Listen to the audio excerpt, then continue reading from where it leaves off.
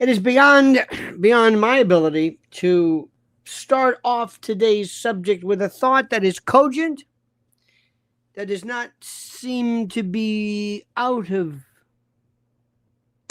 the the realm of orderly. I have about 90 things to say today to you. I've been working at this at a level today that is just. Spoke with Mrs. L, who's will be reporting to you tomorrow about what she found out in Washington today. I am agog at all of the issues that we are dealing with. And the thing that keeps going through my mind is this time he's over her for good. I'm sorry, it's George Jones. The mainstream media are so bad, so bereft, so devoid, so absent in terms of their duty to be barely passable in terms of trying to convey to you the truth of what we need to know. Words cannot put into effect how bad things are. I cannot. They are so horrid. Mainstream media is so bad. And I don't even know where to start. I don't even know how it got to this point. And the people who are number one in the ratings are not necessarily better. They're just more popular. And I don't even know what better is. What is it that we want or you want from a news organization? Because you got to understand something. There's one thing which is critical. Nobody wants to be in the position where they are, excuse me, ever asked to explain something. They react to everything in a minute's time. The beautiful thing about doing my show, my overnight show, is the fact that I have time to explain things. I mean, it's the most wonderful thing in the world. I can explain things. And you need time to explain things to people, the history and what's really going on in the world today. And that's what's so important. And I'm going to go through this. I'm going to go through that very carefully. And I want you to understand that you do not need the media to learn. You do not need the media to learn. One more time, my friends. In Albuquerque, you need not the media to learn to understand. You don't need them. Everything that you need to know is available right here. Is in the form of some kind of logical or lore, dare I say, metadata. So, my friends, I say to you, thank you. I say welcome to you. Welcome, welcome, welcome. Enjoy today's eve. Enjoy this chance for us to get together again and to be with each other again, because we look forward to meeting and to amassing and saying hello, seeing who's here and who's not. But let me also tell you something right now, which is so critical. You know, it never ceases to amaze me whenever I talk to people about this. I'm saying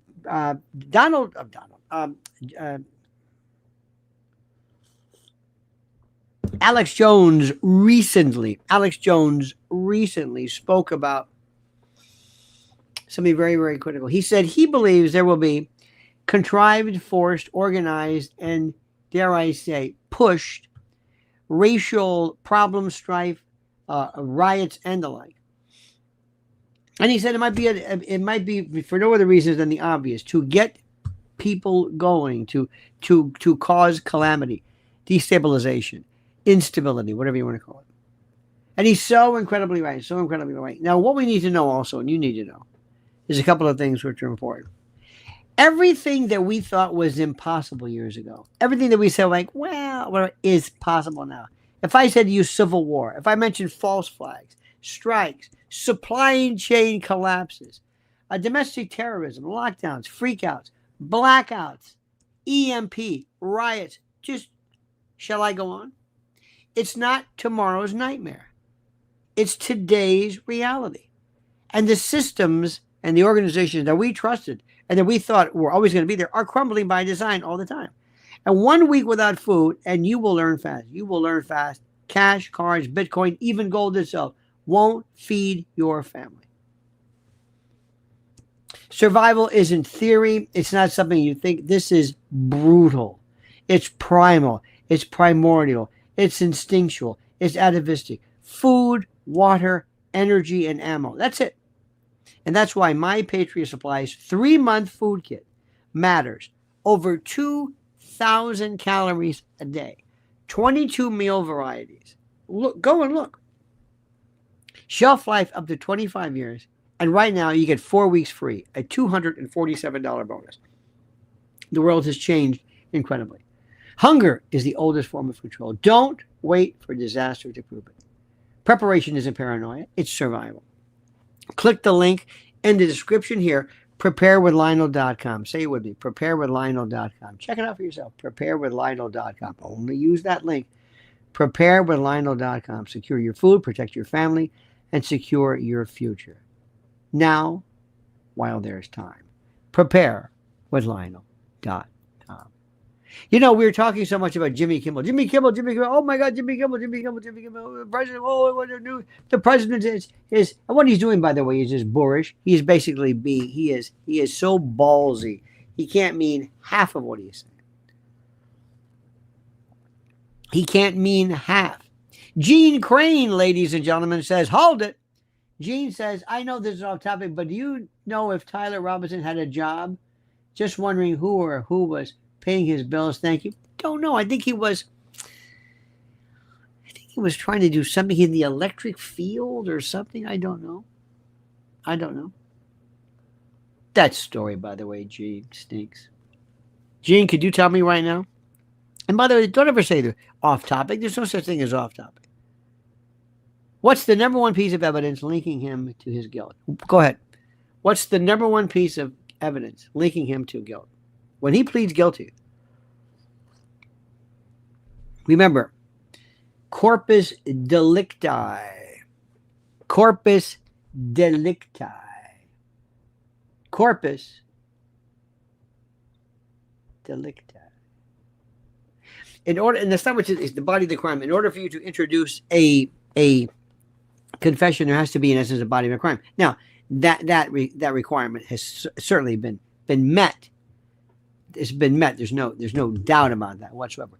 But the question that I have, and what's really critical to know, is what is it that he would be pleading guilty to? The best piece of evidence shows what exactly. What does the evidence show? What does the evidence show? What does the main evidence show regarding his guilt? Tell me, what is it? What is it? He's pleading guilty because of what? Because of what? If I walked in and I said, okay, somebody went and they took my gun, my rifle. They found it. Somebody broke in, took my weapon, took it and went out and went out into the street and whatever, and just took it and put it, let's say, in a place where there was a whatever. What's the connection? What's my connection? Anybody know?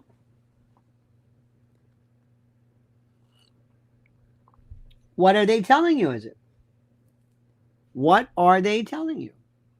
What are they telling you? Have they said we have linked ballistics? No. Why wouldn't they tell you that? I don't know. Why wouldn't they I don't know why they wouldn't tell you. Why don't you think? I don't know why they wouldn't tell you. I don't know why. I don't understand it. I will never understand. I will never grasp. I will never understand. I will never in any way I'll never be able to fathom why they do this.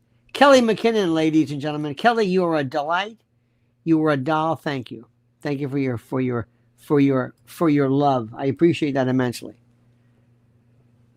What is it? Do you think maybe somebody I know these cable news shows.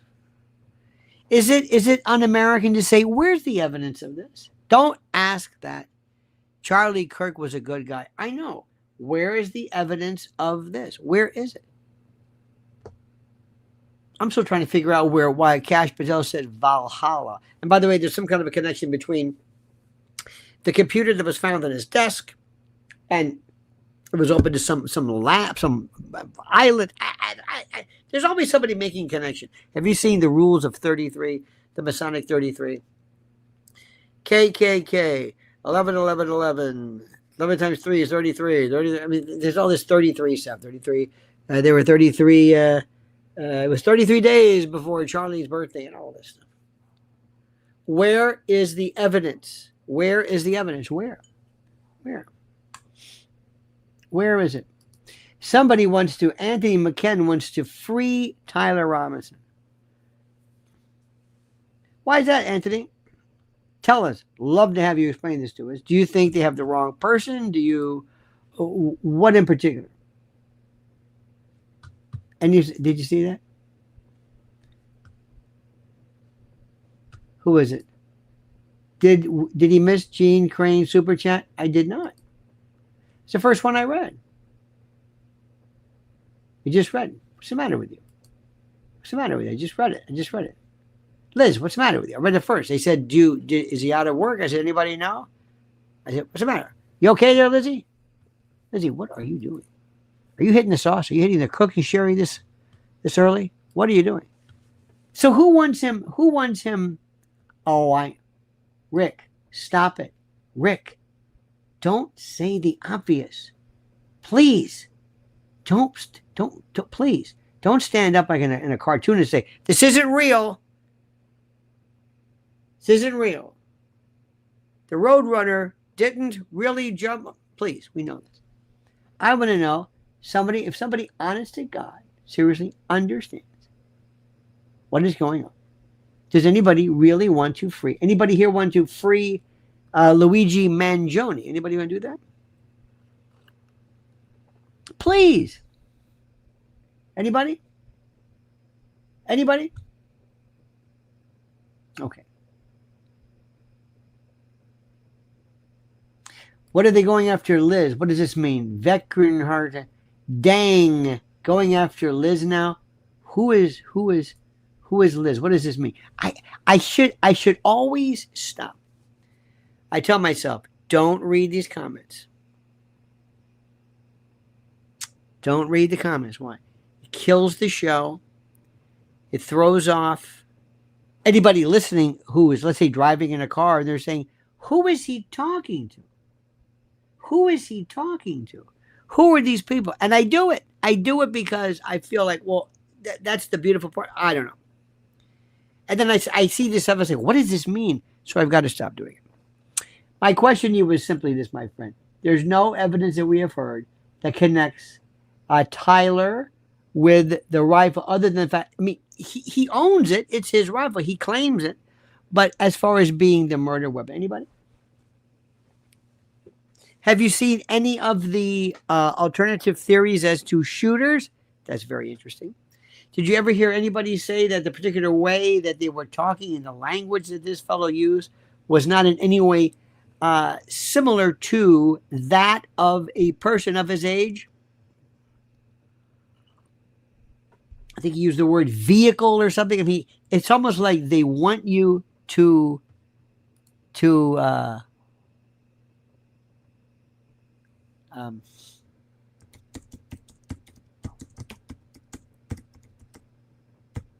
anyway, you have to ask yourself, what is it that we want? I want somebody to say, and by the way, if I stand up and say, hey, listen, there's evidence missing, nobody really cares. Let's talk about Jimmy Kimmel. And Jimmy Kimmel, everybody loves to talk about Jimmy Kimmel. Jimmy Kimmel is not a story.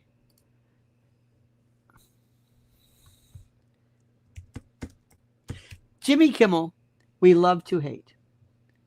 Jimmy Kimmel, we love to hate. We feel good about Jimmy Kimmel because we hate Jimmy Kimmel. We hate his politics. We hate what he said. We hate the nastiness he said about us. He calls us crazy, calls our president crazy, calls everybody crazy. It makes us absolutely crazy.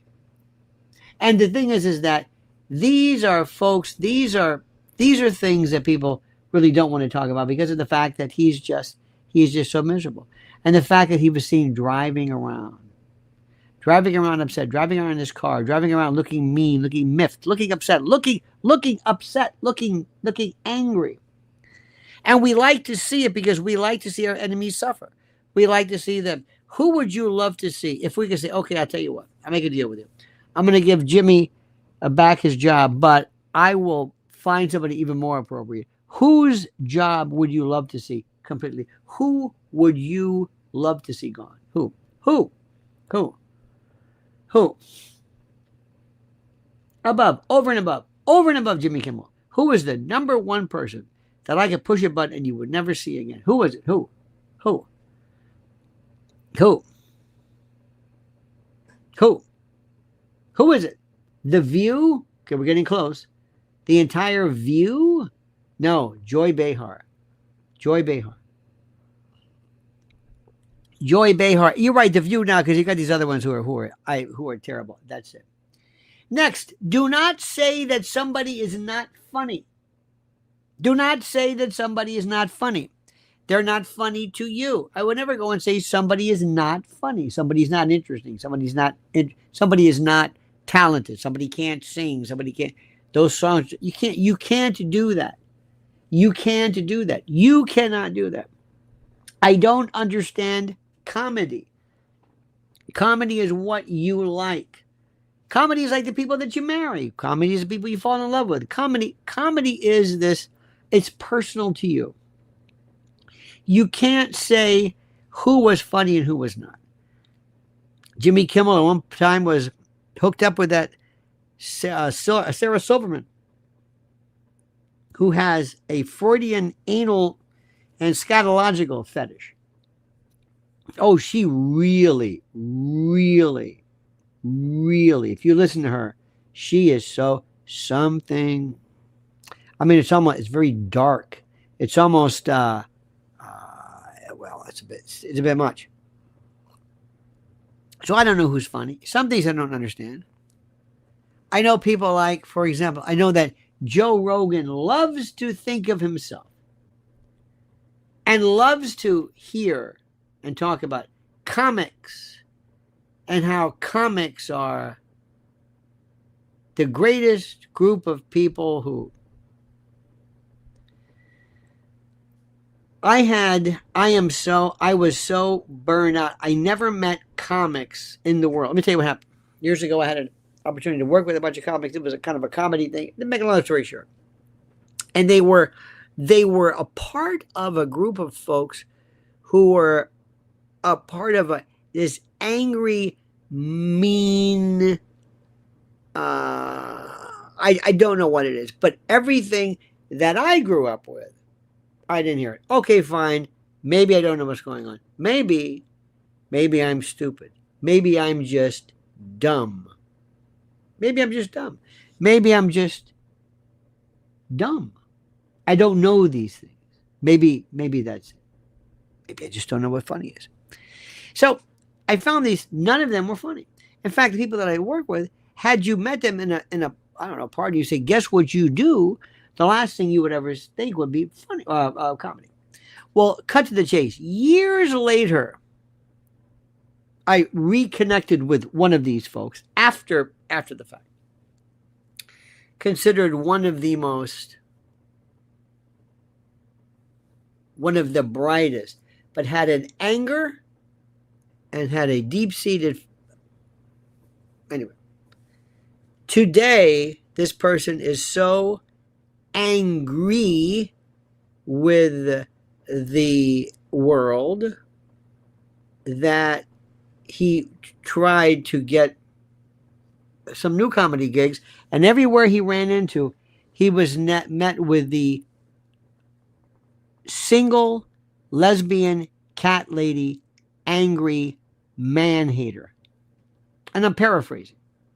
He couldn't believe it. I said, you sound like people think I am. Something happened. And by the way, I don't want to ask why. I want to say this is what happened. Certain things happen in our world. Certain things happen. Ladies, you've seen this in clothing. You've seen this in fashion. Men, you can say they're not wearing hats anymore. They don't wear a suit anymore. Remember when people would go to a baseball game wearing a suit? The suit and tie. It was more comfortable. It was tailored better in the old days. And people wore it all the time with a hat. And it was just the way it is. Now, one day that stopped. I don't know when, maybe post 50s. Certainly, I think after the Korean War, everything changed. Certain things change. And it's not right or wrong or whatever. They just certain things change. And comedy was one of those things that just changed or whatever it is. I don't know. And I don't really care. I think it's more diverse. Remember, in the old days, there was a fellow by the name of Bob Newhart. And Bob Newhart broke the record for, at that time, and maybe by proportion, the greatest, the biggest, the greatest, the most critically, a Button Down Mind was the biggest comedy album. And they said, you're not going to put a comedy album out because, first of all, nobody's going to listen to it again. And they did. Bill Cosby was on the best is Bill Maher. Bill Maher fancies himself a comedian. People write for him. Sometimes he'll tell a joke, he'll say it, and it sounds like he's saying it as for the first time when he's reading on the prompter.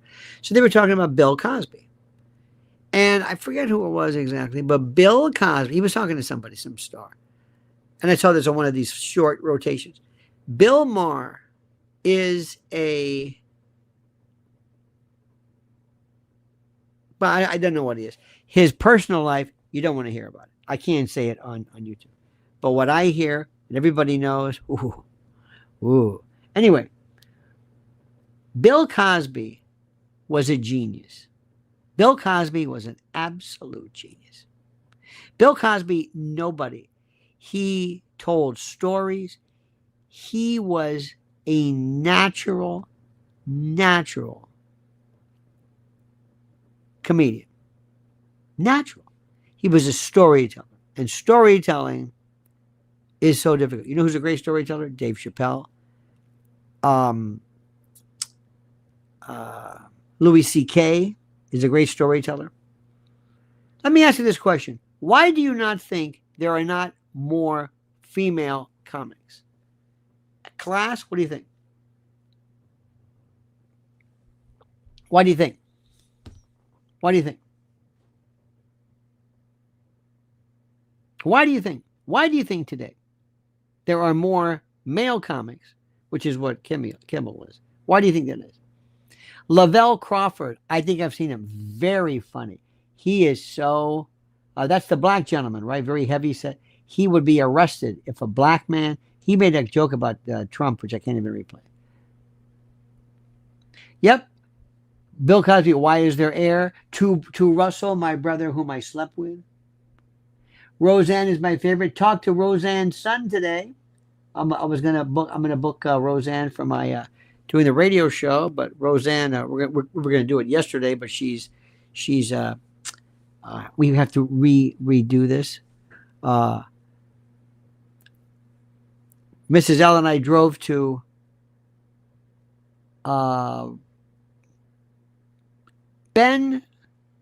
Jim Thorpe, Pennsylvania, to see her. We were at an event. This place was so packed. They love her. Roseanne did something which is important. But let me go back to you. Why do you think there are few? Roseanne is a little different. What is the story? Why?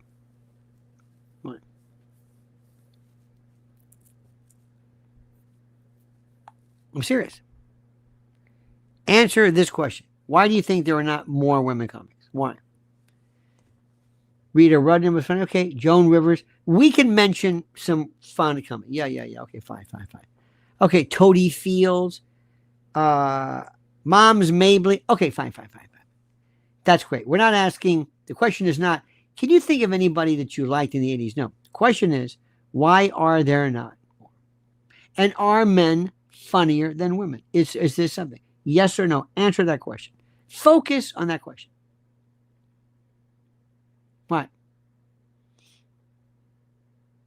What? They only gave Samantha Bee a show because Orange Man Bad. Samantha Bee was a very good tactician. She was actually very, very funny if she got off the subject. See, you can be funny, but if the subject matter, you won't find it funny, but other people are rolling on the floor. Okay, so what is it? Again, Somebody says Phyllis Diller. The question is not, can you think of people who were funny? That's not the question. Why do you think? Men are funnier, we're wired differently. Is that true? Vecrenhart said something smart just now. Are men wired funny? What is it about? Here we go. Signar, she's going to mention names. Kay Ballard. Kay Ballard. Kay Ballard was more of a musical actor. She wasn't really a comedian. Signor Stronzo. He's just going to mention names. He's going to mention names. Okay, that's what we're. Why do you think that is? Women want to be adored, not laughed at. No. No. Women laughed at. You're not laughing at them in mocking derision. You're laughing at them because of a talent. You're laughing at somebody because they're funny, because they're smart. Women do want to do that. Why? Women are funny because only talk about female stuff. Did you see this right now? Did you see this right now? Mayer says, women aren't funny because they only talk about female stuff. Believe it or not. Most women probably don't want to travel and have children. They probably don't want to travel and have children. You meant they don't want to travel and they want to have children. That could be true. It's part of it. Women are too sensitive. No. That's not it. I think women from where they are. A woman has to be one of the guys to make it, but only the men are funnier. Okay. Let me ask you something, dear friends. Do you know? Oh, George Carlin. Somebody's going to just mention a name. Okay, fine. Again, Jackie Leonard. Okay, fine. Let's go further. Why do you think that is? Ladies, have you or your friends, your female friends, ever told a joke? Stop right there. Have you told a joke? Do you tell jokes? No. Do you tell, oops, I'm stuck here. Let me get rid of that. Do you tell jokes? Do you tell jokes? Anybody? Anybody?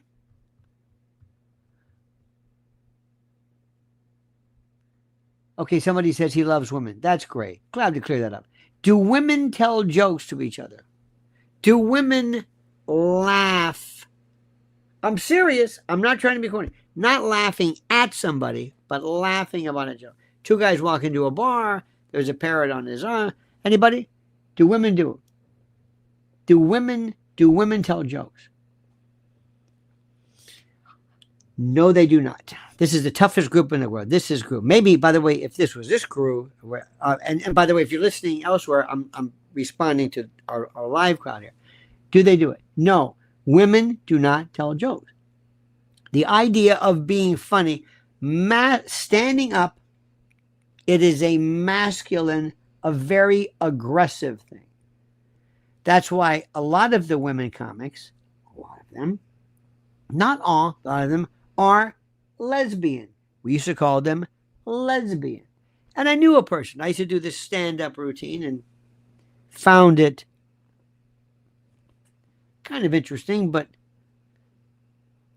and somebody who happened to be gay, a gay woman, said to me when the issue was, they said, do people, they said, do people know that Ellen was gay, or Roseanne's not gay, that Rosie O'Donnell is gay. Do they know this? And they said, no, they don't, because people in the Midwest don't really know this yet. They're not really familiar with it.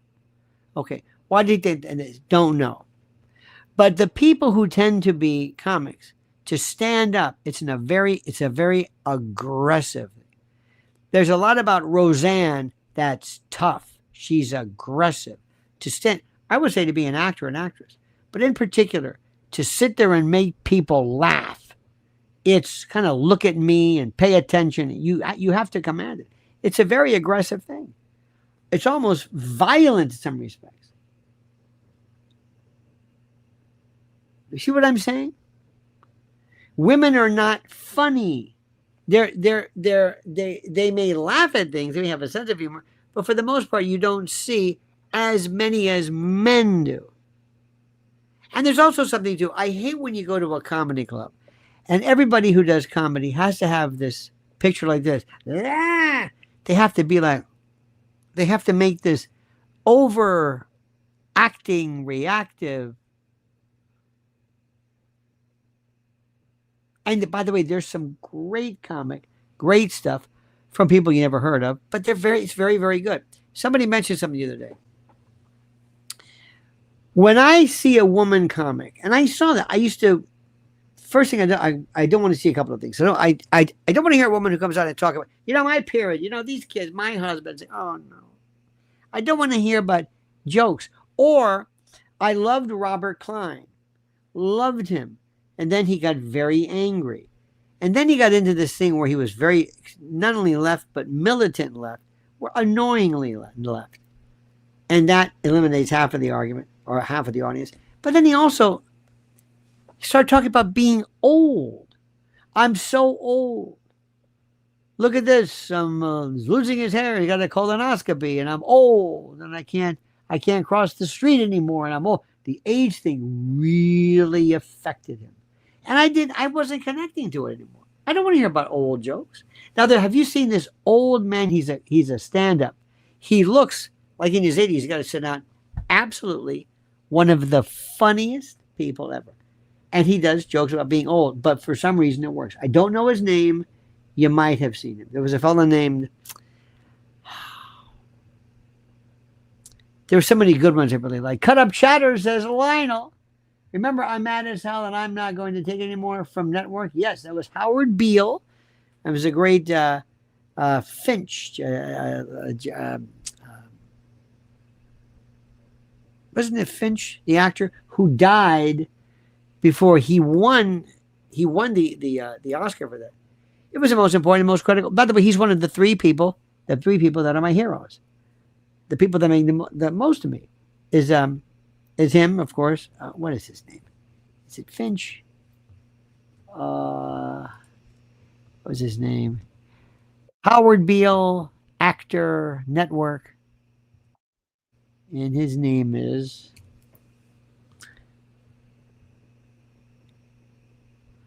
It was very good.